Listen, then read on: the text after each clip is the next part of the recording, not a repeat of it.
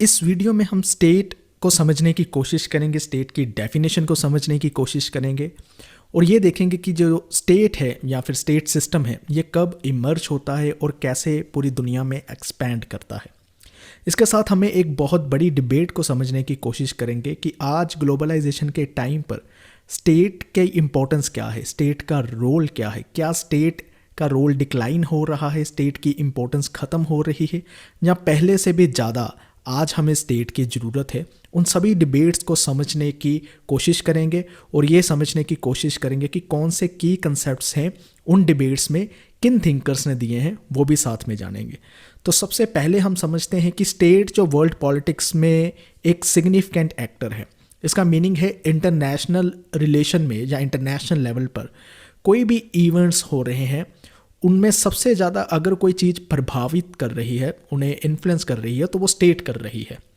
State की general definition ये मानी जाती है कि एक कम्युनिटी ऑफ पर्सन है, एक पॉलिटिकल कम्युनिटी है स्टेट, जो एक सर्टन डिफाइंड टेरिटरी में लोग रह रहे हैं, वहाँ पर उनकी सरकार है और वो इंडिपेंडेंस इंजॉय करते हैं, उनके पास इंडिपेंडेंस है कि कोई एक्सटर्नल पावर उन्हें कंट्रोल ना करे।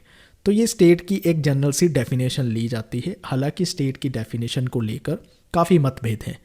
मैक्स वेबर की बहुत फेमस कोटेशन है स्टेट को लेकर कि स्टेट एक ऐसी पॉलिटिकल ऑर्गेनाइजेशन है जिसमें सेंट्रलाइज्ड गवर्नमेंट होती है, जो with in the territory monopoly होती है जिसके पास फोर्स को यूज़ करने की, यानी जो फोर्स को यूज़ करने की जिसके पास लेजिटिमेट मोनोपली है वही स्टेट है विद इन अपनी टेरिटरी में। वो जो भी फोर्स यूज़ करेगी अपने लोगों के लिए, ठीक है, जो अपने लोगों के अगेंस्ट, वो लेजिटिमेट होगी। ये मैक्स वेबर की एक फेमस डेफिनेशन है।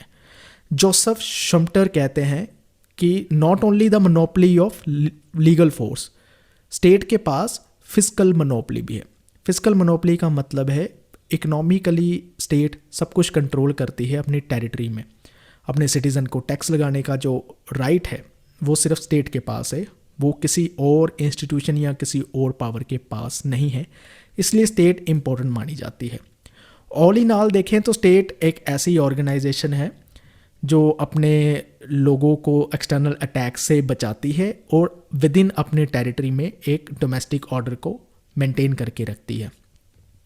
स्टेट सिस्टम कब इमर्ज होता है ये जान लेते हैं पहले। स्टेट सिस्टम या कह लो स्टेट एक ऐसा हिस्टोरिकल इंस्टीट्यूशन है जो यूरोप में 15 और 16 सेंचुरी के दौरान आया। इसमें सबसे इम्पोर्टेंट ट्रीटी जिसे पीस ऑफ वेस्टफैलिया कहते हैं, इस ट्रीटी ने जो 1648 में आती है, माना जाता है स्टेट सिस्टम को जन्म दिया। इस ट्रीटी ने ऐसा क्या किया कि स्टेट सिस्टम का जन्म होता है। इस ट्रीटी ने सोवरेनिटी का आइडिया लेकर आई कि हर स्टेट अपने आप में एक इंडिपेंडेंट सोवरेन एंटिटी है और उसके मामलों के अंदर, यानी जो भी उसके इंटरनल अफेयर होंगे, कोई बाहरी स्टेट या कोई बाहरी एक्सटर्नल फोर्स दखल अंदाजी नहीं करेगी, इंटरफेयर नहीं करेगी। तो ये सोवरेनिटी का आइडिया जो पीस ऑफ वेस्टफैलिया से निकल कर आता है, इसी ने स्टेट सिस्टम को जन्म दिया, स्टेट सिस्टम को बढ़ावा दिया। इंटरनेशनल पॉलिटिक्स अब जो भी है वो सिर्फ स्टेट सिस्टम के थ्रू ही समझी जाती है। सबसे पहले ये स्टेट सिस्टम यूरोप में अगर इमर्ज हुआ, बाद में नॉर्थ अमेरिका तक एक्सपैंड किया, फिर धीरे धीरे ये साउथ अमेरिका, जापान और पूरे वर्ल्ड में हम देख सकते हैं स्टेट सिस्टम फैल गया। 20th सेंचुरी तक स्टेट सिस्टम इतना पॉपुलर हो गया कि लगभग हमें बहुत सारी स्टेट्स का नया जन्म दिखा। जैसे 2009 में यूनाइटेड नेशन के ही अगर मेंबर ले लीजिए तो 192 स्टेट्स यूनाइटेड नेशन की मेंबर बनी, जबकि 1945 में ये सिर्फ 50 थी। तो इसकी गिनती देख सकते हैं आप कितनी बढ़ रही है। तो इसका मतलब है कि लोग जो ऑर्गेनाइज हो रहे हैं, अपने आप को सेल्फ गवर्न कर रहे हैं, उसका जो एक माध्यम बना हुआ है, एक तरीका जो बना है, वो है स्टेट सिस्टम, स्टेट क्रिएट करना। बहुत सारी ऐसी और भी लोग हैं, बहुत सारे ऐसी अनरिकॉग्नाइज स्टेट हैं जो स्टेट की डिमांड कर रहे हैं। फॉर एग्जांपल पैलेस्टाइन है, कुर्दिस्तान है, क्यूबक है, चेचन्या है, वेस्टर्न सहारा है और पता नहीं कितनी लंबी गिनती होगी इनकी, जो चाहते हैं कि हमारी एक अलग से स्टेट हो, हम भी जो है अपने आप को सेल्फ गवर्न करें और हमारे भी जो आंतरिक मामले हैं, इंटरनल मैटर्स, उनमें किसी तरह की बाहरी दखलंदाजी ना हो। एक इम्पोर्टेंट कन्वेंशन है जिसे मोंटेविडियो कन्वेंशन कहते हैं। स्पेनिश टर्म है मोंटेविडियो कन्वेंशन। तो इस कन्वेंशन में एक फीचर निकल के आते हैं कि हम स्टेट को कैसे डिफाइन कर सकते हैं, स्टेट के इंपॉर्टेंट फीचर्स क्या हो सकते हैं। 1933 की कन्वेंशन में इस आर्टिकल 1 में ये बताया जाता है कि स्टेट के 4 फीचर्स पॉसिबल है।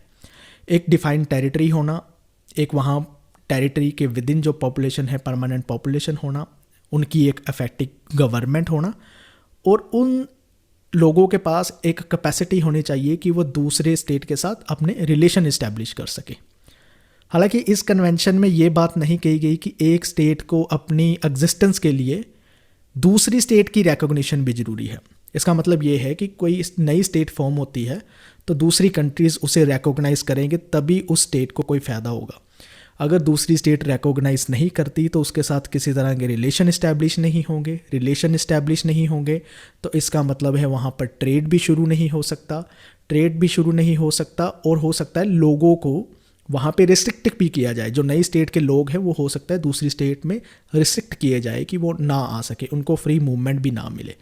तो इसलिए इस चीज़ के बारे में इस कन्वेंशन में कोई भी बात नहीं की गई है।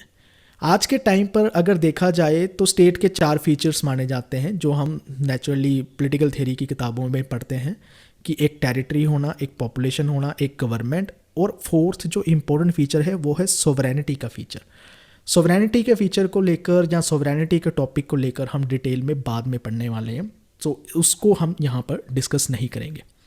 यहाँ पर अब हमारी मेन डिबेट आती है कि ग्लोबलाइजेशन ने स्टेट के रोल को या स्टेट को किस तरह से इम्पेक्ट किया है। ये डिबेट को समझना इसलिए ज़रूरी है क्योंकि अगर हमें कोई स्टेटमेंट वाला क्वेश्चन आता है या फिर कोई असर्शन रीज़न का क्वेश्चन आता है या फिर कॉम्प्रिहेंशन पैसेज बेस्ड क्वेश्चन आता है, उसको हम सही तरीके से अटैम्प्ट कर सकें। इसलिए इस डिबेट को आपने ध्यान से समझना है। तो पहले तो 3 आर्ग्यूमेंट दिए जाते हैं कि ग्लोबलाइजेशन ने स्टेट को कैसे इम्पेक्ट किया। पहला आर्ग्यूमेंट ये है कि स्टेट का रोल अब इतना डिक्लाइन हो चुका है कि वो इंटरनेशनल लेवल पर एक मीनिंगफुल एक्टर नहीं रहा है। स्टेट अब सुपरफ्लोस हो चुकी है। इसका मतलब ये है कि अब ये होलो इंस्टीट्यूशन है, अब इसका कोई ज़्यादा रोल नहीं रहा। और ये जो फर्स्ट आर्ग्यूमेंट देते हैं हम उन्हें हाइपर ग्लोबलिस्ट कहते हैं, जो बिल्कुल ही स्टेट के रोल को मानने के लिए तैयार नहीं है। सेकंड रियलिस्ट का आर्ग्यूमेंट है जो ये कहते हैं कि चाहे ग्लोबलाइजेशन आ चुकी है लेकिन फिर भी कुछ वर्ल्ड पॉलिटिक्स के कोर फीचर्स हैं जो सिर्फ स्टेट ही प्ले कर सकती है। इसलिए ग्लोबलाइजेशन का स्टेट पर किसी तरह का कोई इम्पैक्ट हमें नज़र नहीं आता।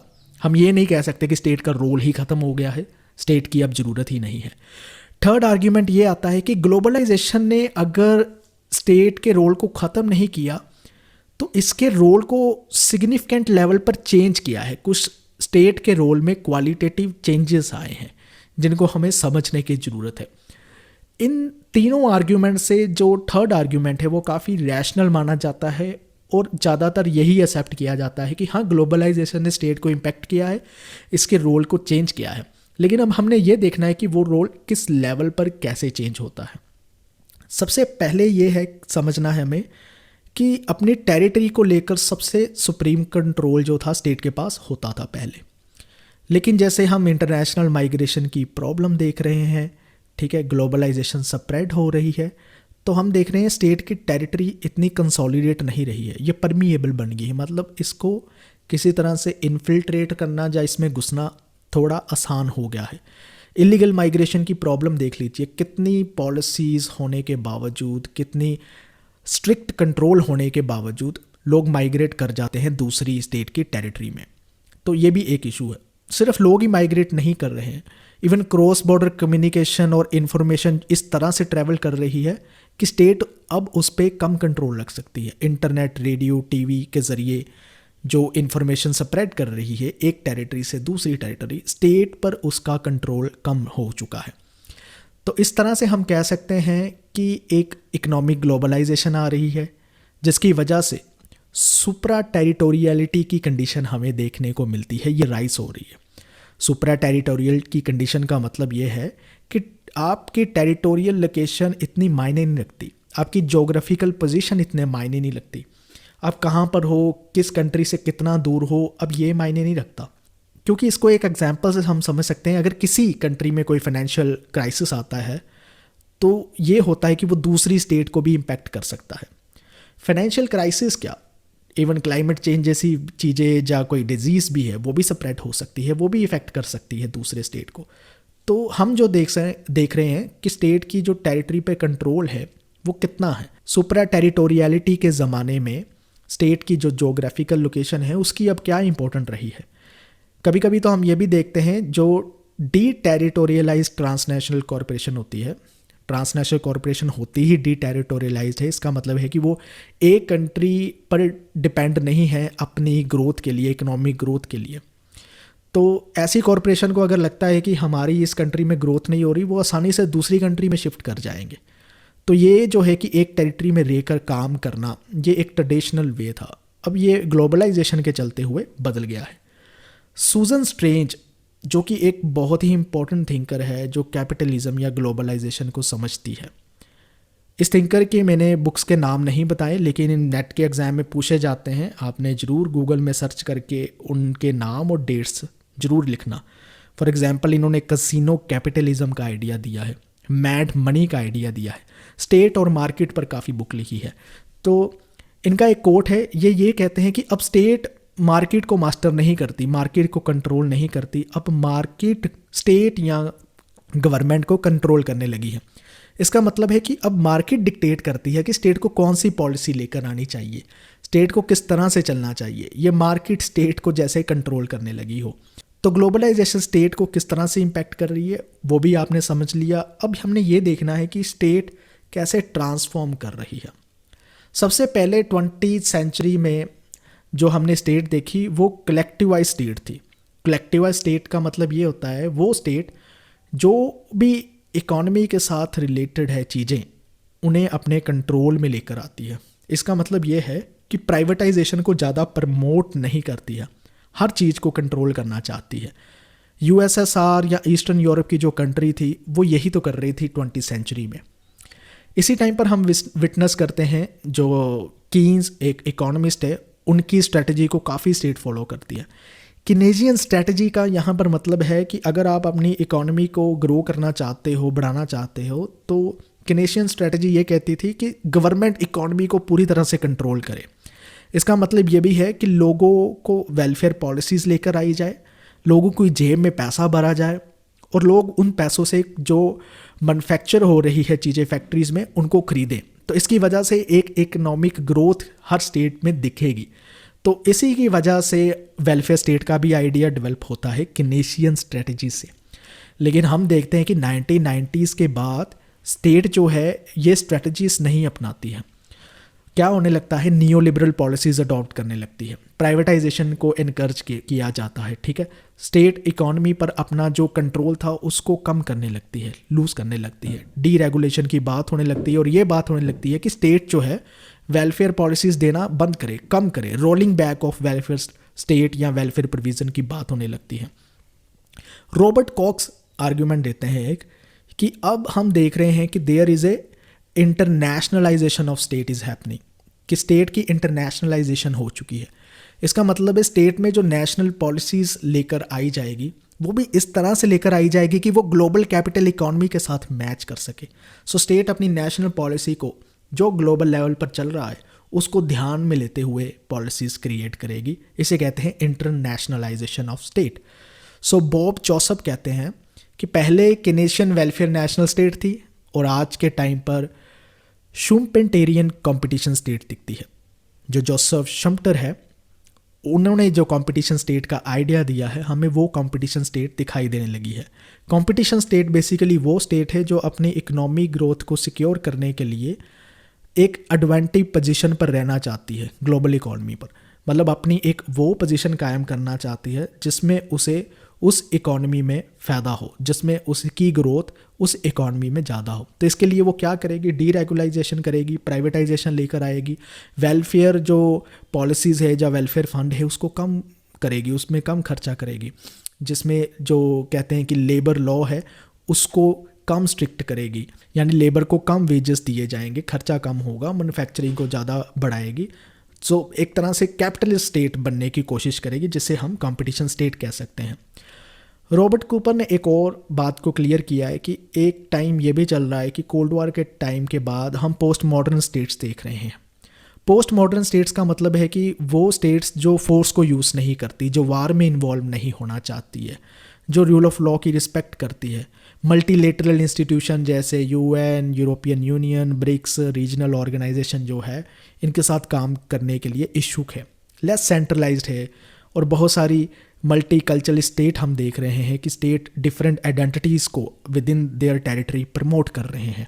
तो ये पोस्ट मॉडर्न स्टेट्स भी हमें देखने को मिल रही है, जो बेसिकली इसलिए देखने को मिल रही है क्योंकि ग्लोबलाइजेशन उन्हें इम्पैक्ट कर रही है। अब हमने ये देखना है कि एक ये डिबेट ये भी है कि स्टेट का रोल अगर चेंज हो रहा है तो क्या स्टेट डिक्लाइन हो रही है या स्टेट दोबारा वापस आ रही है।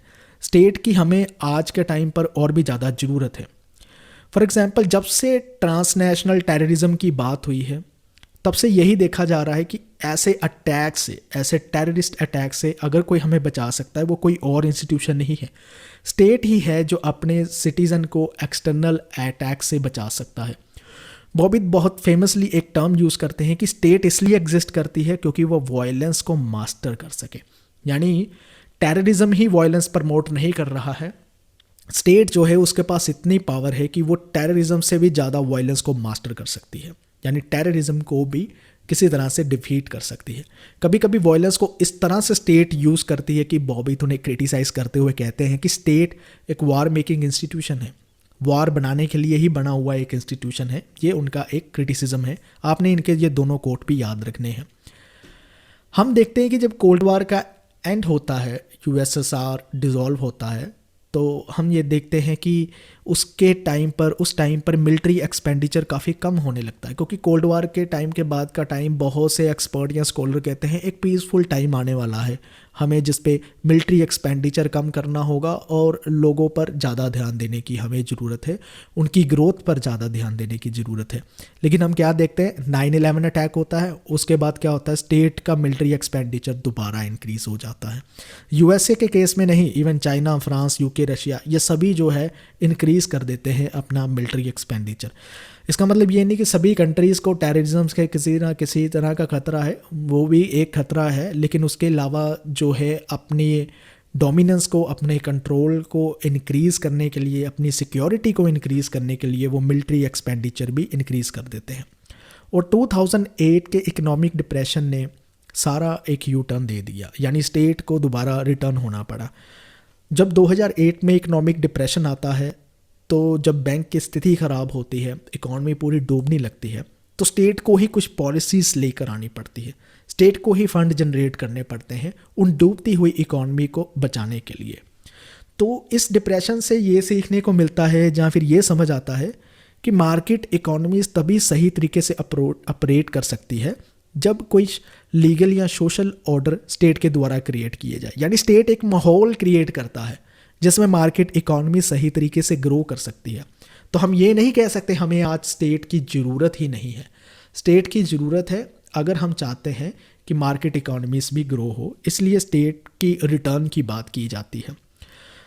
एक और ग्रोइंग रिकॉग्निशन मिल रही है कि स्टेट डेवलपमेंट को प्रमोट करता है। इसका मतलब ये है कि अगर हम दुनिया में किसी तरह का पीस की उम्मीद करते हैं, किसी तरह शांति की उम्मीद करते हैं, पीस बिल्डिंग प्रोसेस की उम्मीद करते हैं, तो उसके लिए हमें स्टेट बिल्डिंग प्रोसेस की ओर ध्यान देना होगा। स्टेट बिल्डिंग प्रोसेस का मतलब है कि वो सारे इंस्टीट्यूशन या वो सारी चीज़ें जो स्टेट को कंसोलिडेट करती है, स्टेट को बढ़ावा देती है, हमें उस पर भी ध्यान देना होगा। और उसी की वजह से जो है हम पीस बिल्डिंग की ओर जा सकते हैं। हालांकि इस चीज़ का क्रिटिसिज्म भी मिलता है कि स्टेट बिल्डिंग की वजह से हम कभी कभी क्या करते हैं कि दूसरी स्टेट में भी इंटरवीन करने लगते हैं, और दूसरी स्टेट में इंटरवीन करके हमने पीस नहीं बिल्ड किया है, हमने रैदर कन्फ्लिक्ट क्रिएट किए हैं और भी क्योस क्रिएट किया है। जैसे अफ़गानिस्तान के केस में आप देख सकते हैं, सीरिया के केस में आप देख सकते हैं।